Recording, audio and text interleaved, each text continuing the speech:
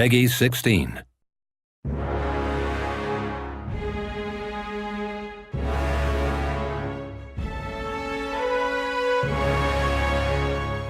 For over 400 years, the armies of Kairos the Overlord have swept across the known world.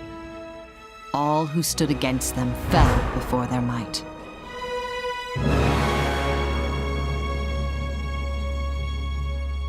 Tyranny is a role-playing game that's based in a world with a simple concept. The fight between good and evil is over, and evil has won. When we first started talking about Tyranny, we came up with this idea. We're like, wow, isn't that cool? We could create a world where Sauron won. The game takes place in an area of the world that we call the Tiers. It's a small peninsula on a much larger continent. And the Tiers is the last holdout that hasn't been conquered by Kairos. She's the evil overlord, sort of the big bad. And you are one of her direct servants that comes down to the Tiers, and your job is to conquer it.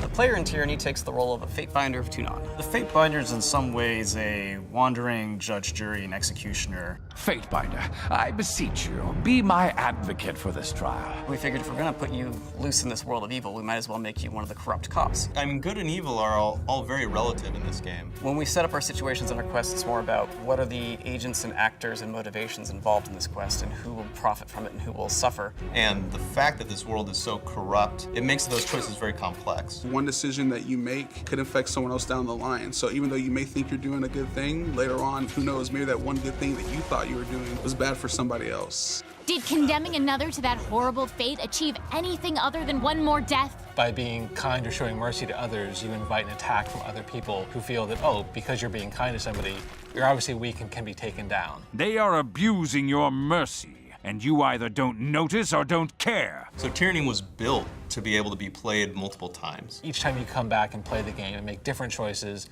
you get a very different experience of the story. In our character creation system, not only are you building your character, you're actually shaping the way the world looks. You could have anything from a city that is populated by a completely different group to another location that has been torn in half by massive earthquakes that you directly participated in. You may have an area that is half submerged underground. If you made an opposite decision, that area of the world maybe is not affected, but another area is. You can run across the leader of a particular faction in our game, and you make a decision to ally with them or to betray them. You betrayed Graven Ash, the Legion, and our northern countrymen. As far as I'm concerned, you are a traitor. The writers really had to push themselves on this game because we have to tell the story in so many different ways. I'm not smart enough to tell you how many paths there are through this game. And we have to always be anticipating what the player's going to be doing. Factions you can join, people you can side with. You might be a loyal ally or you might be a contentious ally. A lot of our conversations have to be written multiple different ways. Oh, and when you're going on the major quest lines, we don't actually always send you to the same areas each time you play through the game.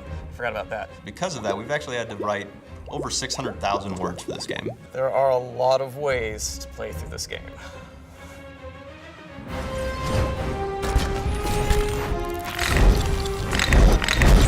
Let's face it, there's no other game out there where you have that option to be evil, and who wants to play as the good guy? Very proud to say that our writing, I think, is top-notch. Rather than just quests driving the story forward, it's really my relationships in the world with the different factions. Well, it's Obsidian, so we don't casually make games. Definitely, this is a world you get to explore with some interesting looking characters. We've created more unique characters than we've done in our other games. It's a world that you're never going to forget for sure. It's really awesome to be able to work on something where there is this much choice to do what you want. We're all like super intense all the time. And we're like, dude, calm down, you're just making a toy. And we're like, no, it must be the best toy ever made. Tyranny really is that next evolution of RPG for us. We built the world of Tyranny around that idea, trying to give players every opportunity to play that real evil bastard that they want to.